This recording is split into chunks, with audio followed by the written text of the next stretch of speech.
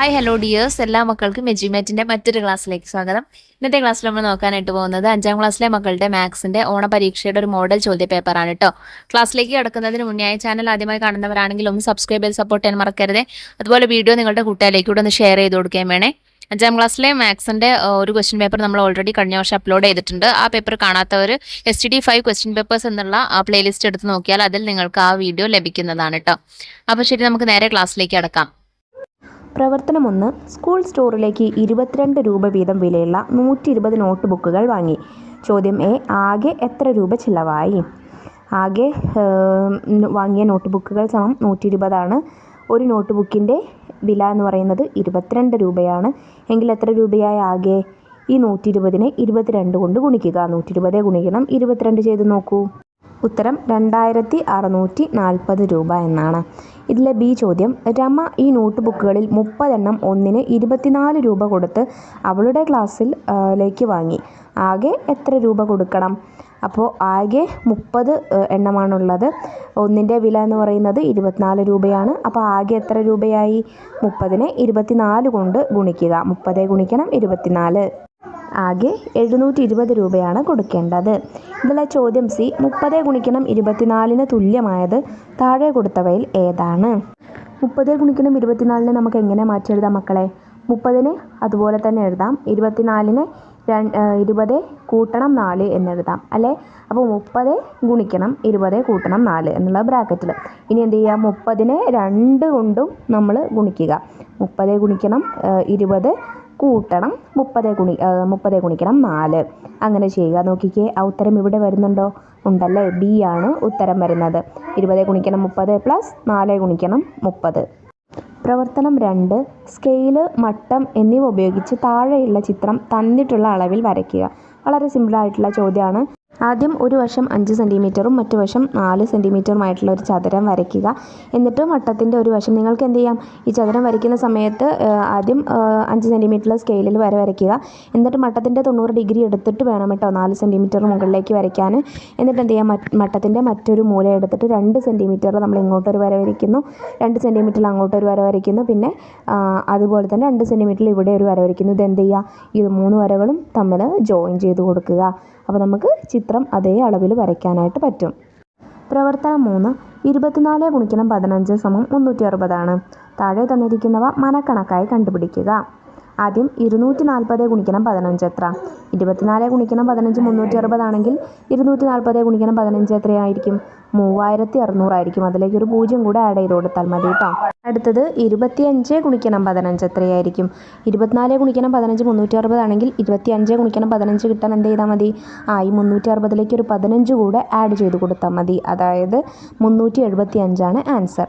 പിന്നെ 23 ഗുണിക്കണം 15 എത്രയാണ്? അത് കിട്ടുന്നതിന് വേണ്ടിയിട്ട് 360ൽ നിന്ന് ഒരു തവണ 15 കുറയ്ക്കുക. 24 ഗുണിക്കണം 15 360 ആണെങ്കിൽ 23 ഗുണിക്കണം 15 360 മൈനസ് 15 അപ്പോൾ 245 ഉത്തരം. അടുത്തത് 24 ഗുണിക്കണം 16 എത്രയാണ്? അത് കിട്ടുന്നതിന് എന്താ ചെയ്യേണ്ടത്? നമുക്കറിയാം 24 ഗുണിക്കണം 15 360 എങ്കിൽ 360ലേക്ക് ഒരു 24 കൂടെ കൂട്ടിയാൽ നമുക്ക് 24 ഗുണിക്കണം 16ൻ്റെ ഉത്തരം കിട്ടില്ലേ? അപ്പോൾ ഉത്തരം 384. അപ്പോൾ ഇങ്ങനെയാണ് ആദ്യത്തെ ഇതിൻ്റെ ഉത്തരം വരുന്നത് കേട്ടോ. ഡി വരെ ഉത്തരം വരുന്നത്. ഇനി ചോദ്യം ഈ 24 ഗുണിക്കണം 15ന് തുല്യമല്ലാത്തത് താഴെ തന്നിട്ടുള്ളവയിൽ ഏതാണ്? തുല്യമായതല്ല കേട്ടോ, തുല്യമല്ലാത്തതാണ് ചോദിച്ചിട്ടുള്ളത്. 24 ഗുണിക്കണം 15 സമം 360 നമുക്കറിയാം അല്ലേ? അപ്പോൾ ബാക്കിയുള്ളത് 360 വരുന്നുണ്ടോ എന്ന് നോക്കുക. അതിൽ 360 വരാത്തതാണ് കേട്ടോ ഉത്തരം വരിക. ആദ്യം 12 ഗുണിക്കണം 2 ചെയ്ത് നോക്കുക. 2 × 15 ചെയ്ത് നോക്കുക. 15നെ 2 കൊണ്ട് ഗുണിക്കുമ്പോൾ 30, 30നെ 12 കൊണ്ട് ഗുണിക്കുമ്പോൾ 360. രണ്ടാമത്തത് 24 ഗുണിക്കണം 3 ഗുണിക്കണം 5 3 ഗുണിക്കണം 5 15 15 ഗുണിക്കണം 24 എന്താണ്? 360. അടുത്തത് 12 ഗുണിക്കണം 30 12നെ 30 കൊണ്ട് ഗുണിക്കുമ്പോൾ നമുക്ക് 360 എന്ന് തന്നെയാണ് കിട്ടുന്നത്. ഇനി അടുത്തത് 25 ഗുണിക്കണം 14 25 ഗുണിക്കണം 14 ചെയ്താൽ 360 കിട്ടുന്നുണ്ടോ? ഇല്ല, കിട്ടുന്നില്ല. 350 ഉത്തരം വരുന്നത്. അപ്പോൾ ഇതിൽ ഉത്തരം എന്താണ്? ഡി ആണ് കേട്ടോ. ഇനി നമുക്ക് പ്രവർത്തനം 4 നോക്കാം. ഒരു ഗ്രാമപഞ്ചായത്തിൻ്റെ വാർഷിക ബഡ്ജറ്റിൽ ചില മേഖലകൾക്ക് അനുവദിച്ചിരിക്കുന്ന തുക പട്ടികയിൽ കൊടുത്തിരിക്കുന്നു. താഴെ തന്നിരിക്കുന്ന ചോദ്യങ്ങൾക്ക് ഉത്തരമെഴുതുക. നോക്കിക്കേ, ആദ്യത്തേത് ആരോഗ്യ മേഖലയാണ്. ആരോഗ്യ മേഖലയിലേക്ക് അനുവദിച്ച തുക എത്രയാണ്? 58,20,50,000. പിന്നെ കൃഷിയിലേക്ക് അനുവദിച്ചത് 1,20,40,45,750. കുടിവെള്ള മേഖലയിലേക്ക് 9,60,428. ഇനി റോഡ് വികസനത്തിന് മാറ്റിവെച്ചിരിക്കുന്നത് 1,05,20,310 രൂപ. വിദ്യാഭ്യാസത്തിനോ 32,95,246. ഇനി ഇത് ബേസ് ചെയ്തിട്ടുള്ള ചോദ്യങ്ങൾ നോക്കാം. ചോദ്യം എ, ഏറ്റവും കുറവ് തുക അനുവദിച്ചിരിക്കുന്നത് ഏത് മേഖലയ്ക്കാണ്? കുടിവെള്ളത്തിനാണ്. 9,60,428 രൂപയാണ്. ചോദ്യം ബി, 1 കോടിയിൽ കൂടുതൽ തുക മാറ്റിവെച്ച മേഖലകൾ ഏതൊക്കെയാണ് മക്കളെ? റോഡ് വികസനവും കൃഷിയുമാണ്. കൃഷിയിൽ 1,20,40,45,750 റോഡ് വികസനത്തിന് 1,05,20,310 രൂപയുമാണ്. ഇനി ചോദ്യം സി, പട്ടികയിൽ 50 ലക്ഷത്തിനും 60 ലക്ഷത്തിനും ഇടയിൽ തുക നീക്കിവെച്ച മേഖല ഏതാണ്? ആരോഗ്യ മേഖലയാണ്. 58,20,50,000. ചോദ്യം ഡി, പട്ടികയിൽ നിന്ന് 10 മില്യണിന് താഴെയുള്ള ഏതെങ്കിലും ഒരു തുക എഴുതുക. 10 മില്യൺ എന്ന് പറഞ്ഞാൽ എത്രയാണ് മക്കളെ? 1 മില്യൺ എന്ന് പറഞ്ഞാൽ 10 ലക്ഷമാണ്. 10 മില്യൺ എന്ന് പറയുമ്പോൾ 10 ഗുണിക്കണം 10 ലക്ഷം, 1 കോടിയാണല്ലേ. അപ്പോൾ അങ്ങനത്തെ ഒരു മേഖല, ഏതെങ്കിലും ഒരു മേഖല എഴുതുക. ഞാനിവിടെ എഴുതിയിരിക്കുന്നത് വിദ്യാഭ്യാസ മേഖലയാണ്. ചോദ്യം ഇ, പട്ടികയിൽ കൊടുത്തിരിക്കുന്ന എല്ലാ മേഖലകൾക്കും കൂടി നീക്കി വച്ചിരിക്കുന്ന തുകയെ സംബന്ധിച്ച് താഴെ കൊടുത്തിരിക്കുന്നവയിൽ ശരിയായ പ്രസ്താവന ഏതാണ്? അപ്പോൾ ആകെ നീക്കി വച്ചിരിക്കുന്ന തുക ആദ്യം നമ്മൾ കണ്ടുപിടിക്കണം അല്ലേ. ആകെ നീക്കി വച്ചിരിക്കുന്ന തുക കാണാൻ എന്ത് ചെയ്യുക? ഈ 5 മേഖലകളിലെയും സംഖ്യകൾ തമ്മിൽ കൂട്ടി നോക്കുക. നോക്കിക്കേ, കൂട്ടുമ്പോൾ നമുക്ക് എത്രയാണ് ഉത്തരം കിട്ടുന്നത്?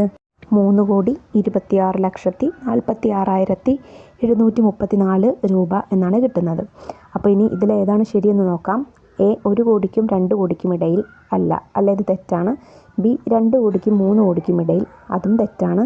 സി, 3 കോടിക്കും 4 കോടിക്കും ഇടയിൽ, അതെ അല്ലേ, അതാണ് ശരിയായിട്ടുള്ളത്. ഡി എന്ന് പറയുന്നത് 4 കോടിക്ക് മുകളിൽ. അപ്പോൾ ഇവിടെ നമുക്ക് കിട്ടിയിരിക്കുന്ന തുക 3,26,46,734 അല്ലേ, അത് 3 കോടിക്കും 4 കോടിക്കും ഇടയിലാണ് എന്ന് എഴുതാം. പ്രവർത്തനം 6, ചോദ്യം എ, 3 സെൻറ്റിമീറ്റർ ആരമുള്ള ഒരു വൃത്തം വരച്ച് താഴെ തന്നിരിക്കുന്ന പാറ്റേൺ വരയ്ക്കുക. സിമ്പിളായിട്ടുള്ള ചോദ്യമായിരുന്നു ഇത്. എങ്ങനെയാണ്? ആദ്യം നിങ്ങൾ കോമ്പസിൽ 3 സെൻറ്റിമീറ്റർ എടുക്കുക. സ്കെയിലിലെ 3 സെൻറ്റിമീറ്റർ അളവ് കോമ്പസ് ഉപയോഗിച്ചിട്ട് എടുത്തിട്ട് എന്ത് ചെയ്യുക? ആദ്യം ഒരു വൃത്തം വരയ്ക്കുക. ഓക്കെ, 3 സെൻറ്റിമീറ്റർ ആരമുള്ള വൃത്തമായി. അപ്പോൾ എന്നിട്ട് എന്ത് ചെയ്യുക? കോമ്പസിൽ ആദ്യം രണ്ടിനും എന്ത് ചെയ്യുക? നടുവിലായിട്ട് 2 വ്യാസം വരച്ചു കൊടുക്കുക. 2 വ്യാസം വരയ്ക്കുന്നു. ഈ 2 വ്യാസം വരച്ച ശേഷം കോമ്പസിൽ 1.5 സെൻറ്റിമീറ്റർ എന്ന് എടുക്കുക. എന്നിട്ട് 1.5 സെൻറ്റിമീറ്റർ ഉപയോഗിച്ചിട്ട് ഇതുപോലെ ആദ്യം ഒരു അർദ്ധവൃത്തം ഇവിടെ വരയ്ക്കുക. ഒരു അർദ്ധവൃത്തം ഇവിടെയും, ഒരു അർദ്ധവൃത്തം ഇവിടെയും, ഒരു അർദ്ധവൃത്തം ഇവിടെയും വരയ്ക്കുക. കണ്ടോ? അർദ്ധവൃത്തം വരച്ചു കഴിഞ്ഞാൽ എന്തായി? ഈ നമ്മുടെ ബിന്ദുവിൽ, നടുവിലുള്ള ഈ ബിന്ദുവിൽ, മധ്യത്തിൽ, വൃത്തത്തിൻ്റെ മധ്യഭാഗത്ത് ഉള്ള ബിന്ദുവിൽ അത് യോജിപ്പിച്ച് കഴിഞ്ഞാൽ നമുക്ക് എന്ത് കിട്ടി? ഓട്ടോമാറ്റിക്കായിട്ട് യോജിച്ചിട്ടുണ്ടായിരിക്കും കേട്ടോ. അപ്പോൾ നമുക്ക് എന്ത് കിട്ടി? ഈ പാറ്റേൺ കിട്ടുന്നതായിരിക്കും. ചോദ്യം ബി, 3 സെൻറ്റിമീറ്ററും 1 സെൻറ്റിമീറ്ററും ആരങ്ങളുള്ള വൃത്തങ്ങളാണ് ചുവടെയുള്ളത്. 2 വൃത്തകേന്ദ്രങ്ങളും യോജിപ്പിച്ച് വരച്ച വരയുടെ നീളം എത്രയാണ്? നോക്കിക്കേ മക്കളെ, ആദ്യത്തെ ഈ വലിയ വൃത്തം 3 സെൻറ്റിമീറ്ററാണ് ആരം. രണ്ടാമത്തെ ഈ ചെറിയ വൃത്തം 1 സെൻറ്റിമീറ്ററാണ് ആരം. ഇത് രണ്ടും തമ്മിലുള്ള കേന്ദ്രബിന്ദു യോജിപ്പിച്ച വരയുടെ നീളം എത്രയാണ് എന്നായിരിക്കും ചോദ്യം തന്നിട്ടുള്ളത്. 4 ഓപ്ഷൻസ് ഉണ്ട്. 1, 2 സെൻറ്റിമീറ്റർ, 4 സെൻറ്റിമീറ്റർ, 6 സെൻറ്റിമീറ്റർ, 8 സെൻറ്റിമീറ്റർ. ഏതാണ് ശരിയായിട്ടുള്ള ഉത്തരം? അത് കണ്ടുപിടിക്കുന്നതായിട്ട് നമുക്കറിയാം. ഇതാ ആദ്യത്തെ വൃത്തത്തിൻ്റെ ആരമാണല്ലേ. ആരം ഇവിടെ മുതൽ ഇവിടെ വരെയുള്ള ലെങ്ത് എന്ന് പറയുന്നത്, നീളം എന്ന് പറയുന്നത് എത്രയാണ്? 3 സെൻറ്റിമീറ്റർ ആണ്. ചെറിയ വൃത്തത്തിൻ്റെ ആരം ഇവിടെ മുതൽ ഇവിടെ വരെയുള്ള നീളം എന്ന് പറയുന്നത് 1 സെൻറ്റിമീറ്റർ ആണ്. അപ്പോൾ ഇത് രണ്ടും കൂടെ കൂട്ടി നോക്കിയാൽ പോരെ? 3 കൂട്ടണം 1 = 4 സെൻറ്റിമീറ്റർ ആണ് ഉത്തരം വരുന്നത്. ഇനി പ്രവർത്തനം 6 നോക്കാം. ചോദ്യം എ, 6, 7, 8, 9 എന്നീ അക്കങ്ങളെല്ലാം ഉപയോഗിച്ച് ആകെ എത്ര 4 അക്ക സംഖ്യകൾ ഉണ്ടാക്കാം? സിമ്പിളാണ്. എങ്ങനെയാണ്? ആകെ 4 അക്കങ്ങളാണുള്ളത്. അപ്പോൾ 4 ഗുണിക്കണം 3 ഗുണിക്കണം 2 ഗുണിക്കണം 1 = 24 4 അക്ക സംഖ്യകളാണ് നമുക്ക് ഉണ്ടാക്കാൻ പറ്റുന്നത്. ചോദ്യം ബി, അവയിൽ ഒന്നിൻ്റെ സ്ഥാനത്ത് 7 വരുന്ന സംഖ്യകൾ എത്ര എണ്ണമുണ്ട്? ഒറ്റയുടെ സ്ഥാനത്ത് 7 വരുന്ന നമുക്ക് 6 സംഖ്യകളാണ് ഉണ്ടായിരിക്കുക. ഇനി ചോദ്യം സി, 6, 7, 8, 9 എന്നീ അക്കങ്ങളെല്ലാം ഉപയോഗിച്ച് എഴുതിയ സംഖ്യകളിൽ ഒറ്റ സംഖ്യകൾ എത്ര എണ്ണം ഉണ്ട്? ഇതും സിമ്പിളാണ്. ഇതിൽ നമുക്ക് ആകെ ഒറ്റ സംഖ്യയുടെ പ്രത്യേകത എന്ന് പറയുന്നത് എന്താണ്? അവസാനത്തെ സംഖ്യ ഒറ്റ സംഖ്യ ആയിരിക്കും അല്ലേ? അപ്പോൾ ഇതിൽ ഒറ്റ സംഖ്യകൾ വരുന്നത് 7ഉം 9ഉമാണ്. 7 അവസാനം വരുന്ന 6 സംഖ്യകൾ നമുക്ക് ഉണ്ടാക്കാമെന്ന് നമ്മൾ കഴിഞ്ഞ ചോദ്യത്തിൽ പറഞ്ഞു. അതുപോലെ തന്നെ 9 അവസാനം വരുന്നതുമായിട്ടുള്ള 6 സംഖ്യകൾ നമുക്ക് ഉണ്ടാക്കാം. അപ്പോൾ ആകെ 6 കൂട്ടണം 6 12 ഒറ്റ സംഖ്യകളാണ് നമുക്ക് ഉണ്ടാക്കാൻ പറ്റുന്നത്. ചോദ്യം ഡി, 6, 7, 8, 0 എന്നീ അക്കങ്ങളെല്ലാം ഉപയോഗിച്ച് എത്ര നാലക്ക സംഖ്യകൾ ഉണ്ടാക്കാം? ഇതെങ്ങനെയാണ്? നമുക്ക് ഒരിക്കലും എന്താണ് ആദ്യത്തിൽ 0 വരില്ല, അതായത് ആദ്യത്തെ അക്കം 0 വരില്ല. ആദ്യത്തെ അക്കം 0 വന്നാൽ നാലക്ക സംഖ്യയിൽ നിന്ന് മൂന്നക്ക സംഖ്യയായിട്ട് ഇത് മാറില്ലേ? അപ്പോൾ നമ്മൾ ആദ്യം 4 ഗുണിക്കണം 3 ഗുണിക്കണം 2 ഗുണിക്കണം 1 എന്ന് ചെയ്തതുപോലെ തന്നെ 3 ഗുണിക്കണം 3 ഗുണിക്കണം 2 ഗുണിക്കണം 1 ചെയ്യുക. അതായത് എന്താണ്, ആദ്യം 0 വരാത്തത് കൊണ്ട് ആ 4 എന്നുള്ളത് 4 ചാൻസ് എന്നുള്ളത് എന്തായി 3 ചാൻസ് ആയിട്ട് മാറും അല്ലേ? അപ്പോൾ അതുകൊണ്ട് 3 ഗുണിക്കണം 3 ഗുണിക്കണം 2 ഗുണിക്കണം 1, ഉത്തരം 18 ആണ്. ഇനി ചോദ്യം ഇ, തന്നിരിക്കുന്ന സൂചനകൾക്കനുസരിച്ചുള്ള സംഖ്യ താഴെ കൊടുത്തിരിക്കുന്നവയിൽ ഏത് എന്ന് കണ്ടെത്തുക. സംഖ്യയിൽ 0, 4, 6, 8, 5 എന്നീ അക്കങ്ങളെല്ലാം ഉപയോഗിച്ചിട്ടുണ്ട്. 40,000-നും 50,000-നും ഇടയ്ക്കുള്ള സംഖ്യയാണ്. ഒറ്റ സംഖ്യയാണ്. സംഖ്യയുടെ 100ൻ്റെ സ്ഥാനത്ത് 0ആണ്. മധ്യത്തിലെ 3 അക്കങ്ങൾ ചേർന്നാൽ കിട്ടുന്ന സംഖ്യ 600-നും 700-നും ഇടയിലാണ്. ഇതിൽ ഈ ഹിൻ്റൊക്കെ വരുന്ന സംഖ്യ ഏതാണ് എന്നാണ് ചോദ്യം. അപ്പോൾ നമുക്ക് ഓരോ സൂചനകളായിട്ട് നോക്കാം. ആദ്യത്തെ സൂചന നമുക്കറിയാം 4, 0, 4, 6, 8, 5 എന്നീ അക്കങ്ങളാണ് ഉപയോഗിച്ചിട്ടുള്ളത്. ഇനി 40,000-നും 50,000-നും ഇടയ്ക്കുള്ള സംഖ്യയാണ് എന്ന് വെച്ചാൽ ആദ്യം ഈ സംഖ്യ തുടങ്ങുന്നത് ഏത് ഡിജിറ്റിലായിരിക്കും? 4 വെച്ചായിരിക്കും അല്ലേ? 40,000-നും 50,000-നും ഇടയിലുള്ള സംഖ്യയാണ്, അതുകൊണ്ട് തുടങ്ങുന്നത് 4 വെച്ചായിരിക്കും. അപ്പോൾ ബി നോക്കൂ, ഓപ്ഷൻ ബി 8 വെച്ചാണ് തുടങ്ങുന്നത്. അപ്പോൾ അതുകൊണ്ട് ഓപ്ഷൻ ബി അല്ല. അപ്പോൾ ബാക്കി 3-ൽ ഏതാണെന്നാണ് ഇനി കണ്ടെത്താനുള്ളത്. മൂന്നാമത്തെ സൂചന ഒറ്റ സംഖ്യയാണ്. ഒറ്റ സംഖ്യ ആയതുകൊണ്ട് തന്നെ സ്വാഭാവികമായും ഈ സംഖ്യ അവസാനിക്കുന്നത് ഒറ്റ സംഖ്യയിലായിരിക്കും അല്ലേ? അതായത് ഇതിൽ നമുക്ക് തന്നിട്ടുള്ള അക്കങ്ങളിൽ ആകെയുള്ള ഒറ്റ സംഖ്യ എന്ന് പറയുന്നത് 5ആണ്. അപ്പം 5-ലാണ് അവസാനിക്കുന്നത്. 5-ൽ അവസാനിക്കുന്ന 2 സംഖ്യകളാണ് ഇതിലുള്ളത്. അതായത് ഓപ്ഷൻ ബിയും ഓപ്ഷൻ സിയും പോയി കിട്ടി. ഇനി അടുത്തത് സംഖ്യയുടെ 100ൻ്റെ സ്ഥാനത്ത് 0ആണ്. നോക്കിക്കേ, ഈ 2 സംഖ്യകളിലും 100ൻ്റെ സ്ഥാനത്ത് 0ആണ്. അപ്പോൾ അടുത്തത് നോക്കാം. മധ്യത്തിലെ 3 അക്കങ്ങൾ ചേർന്നാൽ കിട്ടുന്ന സംഖ്യ 600-നും 700-നും ഇടയിലാണ്. നോക്കിക്കേ, ഓപ്ഷൻ എയിലെ മധ്യത്തിലെ 3 അക്കങ്ങൾ ചേരുന്ന സംഖ്യ 806ആണ്. അത് 600-നും 700-നും ഇടയിലല്ലല്ലോ, 800-നും 900-നും ഇടയിലാണ് അല്ലേ? അപ്പോൾ അതുകൊണ്ട് തന്നെ ഉത്തരം എന്ന് പറയുന്നത് ഓപ്ഷൻ ഡി ആണ്. ഇനി അവസാനത്തെ പ്രവർത്തനം 7. ഒരു സ്കൂളിൽ 1775 വിദ്യാർത്ഥികളുണ്ട്. പ്രവേശനോത്സവത്തിന് എല്ലാ കുട്ടികൾക്കും ലഡു വിതരണം ചെയ്യാൻ തീരുമാനിച്ചു. ചോദ്യം എ, 25 ലഡു വീതമുള്ള പാക്കറ്റുകളാണ് വാങ്ങിയത്. ആകെ പാക്കറ്റുകളുടെ എണ്ണം എത്ര? അത് കാണാൻ എന്ത് ചെയ്യുക? 1775 ഹരിക്കണം 25 ചെയ്തു നോക്കുക. ഉത്തരം എന്ത് വരുന്നു? 71 എന്ന് വരുന്നു. ഇനി ചോദ്യം ബി, അതിഥികൾക്ക് കൊടുക്കാൻ 225 ലഡു കൂടി വാങ്ങി. 15 എണ്ണം വീതമുള്ള പാക്കറ്റുകളായാണ് വാങ്ങിയത്. എത്ര പാക്കറ്റ് ലഡുവാണ് പുതുതായി വാങ്ങിയത്? എങ്ങനെ കണ്ടുപിടിക്കാം? 225 ഹരിക്കണം 15 ചെയ്തു നോക്കുക. അപ്പോൾ നമുക്ക് ഉത്തരം 15 എന്ന് കിട്ടുന്നു. അതായത് 15 പാക്കറ്റ് കൂടെയാണ് വാങ്ങിയത്. ചോദ്യം സി, 20 ഹരിക്കണം 5 സമം 4ആണ്. എങ്കിൽ 2000 ഹരിക്കണം 5-ന് തുല്യമായത് താഴെ നൽകിയിട്ടുള്ളവയിൽ ഏതാണ്? എ 4 ഗുണിക്കണം 10 അതായത് 40, ബി 40 ഗുണിക്കണം 100 അതായത് 4000, സി 4 ഗുണിക്കണം 100 അതായത് 400, ഡി 4 ഗുണിക്കണം 20 അതായത് 80. എന്ത് ചെയ്യാം? 2000 ഹരിക്കണം 5 ചെയ്ത് നോക്കുക. അത് ചെയ്യുമ്പോൾ നമുക്ക് ഉത്തരം 400 എന്ന് കിട്ടുന്നു. അപ്പോൾ ഇതിലേതാണ് ഉത്തരം? 4 ഗുണിക്കണം 100 സി ആണ് ഉത്തരം.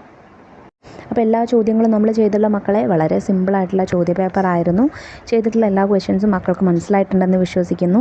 വീഡിയോ യൂസ്ഫുൾ ആയിട്ടുണ്ടെങ്കിൽ തീർച്ചയായിട്ടും നിങ്ങളുടെ ഫ്രണ്ട്സിനോട് ഷെയർ ചെയ്ത് കൊടുക്കാൻ മറക്കല്ലേ.